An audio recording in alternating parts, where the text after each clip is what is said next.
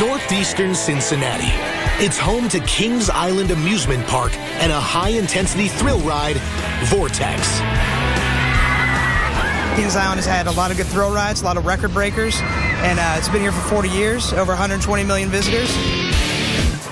One attraction that never gets old, Vortex. Since it opened in 1987, this tireless twister has given over 38 million rides to its steadfast fans. Vortex is definitely one of our most popular rides in the park.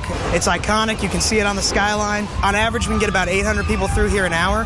It's a people eater, as we like to call it. It's one of the first ones that put together loops and corkscrews. Up until that time, you had one or the other. And Vortex put all those things together in a very intense ride. The ambitious ride pairs extreme speeds with punishing loops. The effect is dizzying, to say the least. It doesn't feel right at first. You're the wrong way up. You're turned upside down. You're feeling intense forces of gravity. After 25 years, this mega machine still has it all. Maximum speeds of 55 miles per hour and a 138-foot drop. Vortex is better than the other steel coasters. I dare you to put it up next to your coaster because she's still got it going on. With long lines, this popular coaster understands the art of anticipation. You're standing, waiting for the ride, and your heart's kind of pounding, going, why am I here?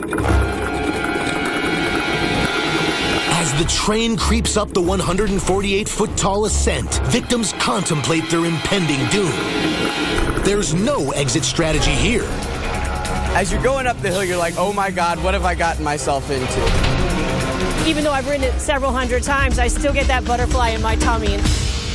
The coaster plateaus at the top of the track, offering those that dare to look a spectacular 360-degree view of the park.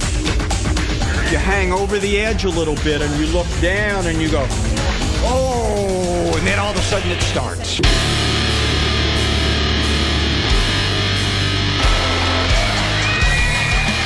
Now gravity takes over. There's no illusion of control for these riders as they hit the 138-foot drop.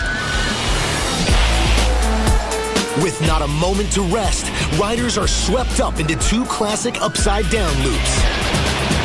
I really like the double loop. That's one of my favorite elements because it reminds me of a lot of the old classic coasters. So far, it's familiar territory. But this erratic coaster is about to take an unconventional turn with double flying corkscrews. The corkscrew actually goes in the middle of the double loops, so the whole time there's just track everywhere, all around you. Up next, an Immelman loop codenamed the Batwing. And all of a sudden you hit that Immelman turn, you're pushed down in your seat, you think it's over, and then you do it all in reverse. By now, the most hardened riders feel their insides turn to mush. Vomit does fly, it does get on the trains, but I've never seen vomit hit anybody in the face. The final test is a positive G-filled 450-degree upwards helix that sends you soaring into the station. It's like everything's floating inside you and you're lifting out your seat. It's kind of like you're flying. As the twister subsides, riders struggle to regain their composure, but a touch of vertigo is not enough to stop these fearless fans from wanting to go again. It feels like when you get off, you don't know what just happened. Your muscles and your body are going, what do you want me to do now? I had never bought a Vortex shirt before. Yeah, I'm a Vortex fan, and I'm going to wear it proud.